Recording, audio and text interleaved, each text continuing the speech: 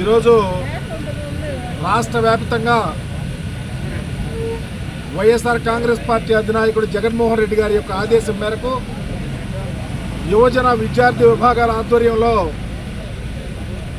డిఎస్సిలో జరిగిన అక్రమాలు అవకతవకల మీద సిబిఐ ఎంక్వైరీ చేయాలని సంబంధిత శాఖ మంత్రి అయినటువంటి నారా లోకేష్ గారు రిజైన్ చేసి ఆయన నిక్కచ్చిగా నిబద్ధత నిరూపించుకోవాలని చెప్పేసి మా శ్రేణులన్నీ అన్ని నియోజకవర్గాల్లో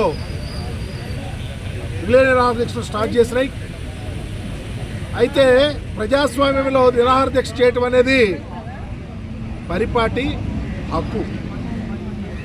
ఏమయ్యా చంద్రబాబు నాయుడు గారు బాపట్ల జిల్లా రేపల్లెలో స్వయాన యువజన విద్యార్థి విభాగానికి సంబంధించిన వాళ్ళు దీక్ష చేస్తూ ఉంటే సమన్వయకర్తను నాయకులను తీసుకెళ్లి పోలీస్ స్టేషన్లో పెట్టడం ఎంతవరకు న్యాయం అని అడుగుతా ఉన్నాం.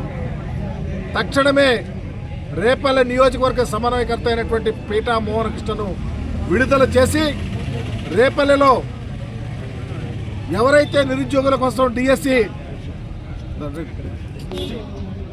మోసపోయారో డిఎస్సి ఎగ్జామ్ రాసి వారికి న్యాయం చేయాలని చెప్పేసి డిమాండ్ చేస్తూ ఉన్నాం. లేకపోతే నిన్న మా నాయకుడు జగన్మోహన్ రెడ్డి గారు రైతు సంక్షేమానికి పెద్దపీట వేసిన నాయకుడిగా, రైతులు నిరంతరము ఆదుకున్న నాయకుడిగా, వ్యవసాయం చేసే ఏ పంట వేసిన రైతైనా సుభిక్షంగా ఉండాలని ఆలోచించి పరిపాలన చేస్తే ఈరోజు మీరు చేతులెత్తేస్తే పంట వేసిన రైతులు అలో లక్షణ అంట ఆత్మహత్యలు చేసుకుంటూ ఉంటే పొగాకేసుకున్న రైతుల కోసం దేవరాపల్లి వెళ్తే స్వయాన ఈ రాష్ట్రానికి ముఖ్యమంత్రి చేసిన వ్యక్తికి ప్రొటెక్షన్ అనేది ఉండదా? సెక్యూరిటీ ఉండదా? అంటే సెక్యూరిటీ ఉండదు, ప్రజలు తండోపతండాలుగా వస్తారు. జగన్మోహన్ రెడ్డి గారి కోసం అరులు చేస్తూ ఉన్నారు. మా నాయకుడు వస్తూ ఉన్నాడు, రైతులైతే మాకు న్యాయం జరిగిద్దని, పొగాకు రైతులైతే మాకు న్యాయం జరిగిద్దని, వివిధ పంటలు వేసిన రైతులు న్యాయం జరుగుతుందని చెప్పి ఉవ్వెత్తులు వస్తే ఏదో ఒక అలజడి జరగాల, ఏదో ఒక అవాంఛనీయ సంఘటన జరగాల, జగన్మోహన్ రెడ్డి గారి వల్ల జరిగిందని చెప్పాలా? ఇదేనా మీ యొక్క ఆలోచన? ఎందుకు ప్రొటెక్షన్ ఇవ్వలేదు? బాధ్యత ఎందుకు తీసుకోలేదు? ప్రభుత్వం చేతకాంతరం కాదని అడుగుతూ ఉన్నాం. ఇకపోతే స్వయాన అగ్రికల్చర్ మినిస్టర్కి ఆ పోర్ట్ఫోలియోలో ఈ రాష్ట్రంలో ఏ పంట వేసుకుంటున్నారో తెలియదు.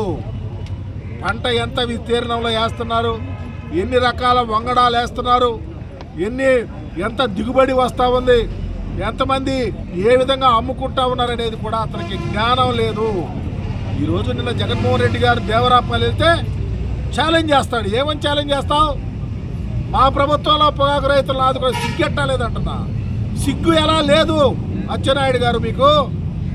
మా ప్రభుత్వంలో ఏం జరిగిందో, మీ ప్రభుత్వంలో ఏం జరిగిందో, రైతుల మీద మేమెంత కన్సర్న్తో ఉన్నామో, మీరెంత కన్సర్న్తో ఉన్నారో, పొగాకేసుకున్న రైతులు మేమెలా ఆదుకున్నామో, మీరెలా ఆదుకున్నారో చర్చిస్తాకి సిద్ధంగా ఉన్నామో అని అడుగుతూ ఉన్నాం. ఏదో ఒకటి గుడ్డగాల్చి జగన్మోహన్ రెడ్డి గారి యొక్క ప్రాపకాన్ని తగ్గించాలని మీరు మాట్లాడితే తస్మాత్ జాగ్రత్త. నీకు దమ్ముంటే, నువ్వు నిజమైన రాజకీయ నాయకుడు అయితే, వ్యవసాయం శాఖ మీద నీకు పట్టుంటే రా, ఎక్కడికి రమ్మంటే అక్కడ టైం చెప్పు, నేను వస్తాకి సిద్ధంగా ఉన్నావు. మేం కాకపోతే మా కార్యకర్తలు చెప్తారు, లేకపోతే ఒక రైతుని తెచ్చుకో, ఆ రైతు నువ్వు మాట్లాడి చర్చించండి. ఎందుకంటే మా ప్రభుత్వంలో రైతులను ఆదుకున్నాం. పొగాకు రైతులకి కొంటలేదయ్యా నాయనా, రైతులు మేము మోసపోతూ ఉన్నాము, దళారీలు పెరిగిపోయారు, కంపెనీల వాళ్ళు కొంటలేదంటే మా నాయకుడు వచ్చి 100 కోట్లు వెచ్చించి మార్కెట్ ద్వారా కొని పొగాకు రైతులను ఆదుకున్నాడు. మీ ప్రభుత్వం వచ్చినాక మీరు చేతులు ఎత్తేస్తే పొద్దులు వచ్చి మా నాయకుడు వచ్చిన తర్వాత రేటు పెంచారు. మరలా మా నాయకుడు దేవరాపల్లి వెళ్తున్నానని చెప్పేసి 10 రూపాయలు పెంచడానికి ట్రై చేస్తున్నారు. ఏది చేసినా వైఎస్ఆర్ గవర్నమెంట్ ప్రభుత్వం ఉన్నప్పుడు రైతులకు సంక్షేమానికి పెద్దపీట వేసాం, పొగాకు రైతులను ఆదుకున్నాం.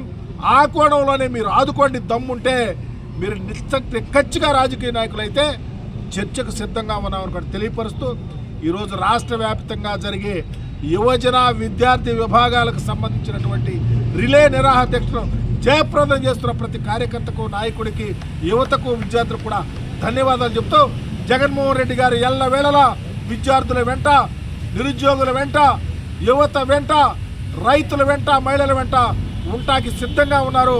ఆదరించమని మీ ద్వారా తెలియపరుస్తా ఉన్నా.